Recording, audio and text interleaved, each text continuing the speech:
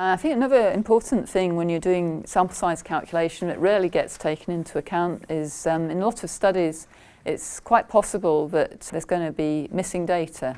For example, an animal might not survive to the end of a study and might have dropped out. So it's important to take that into account, or you might have values where the experiment's gone wrong, you've not been able to take a correct value of the measurement.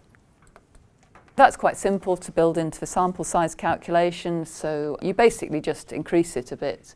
So if you'd calculated that 20 animals were needed per group and you thought, well, I'll allow for a 10% dropout rate, I think I'm going to have some missing data, then you would increase your sample size by 10%, say, well, actually I'm going to use 22 per group.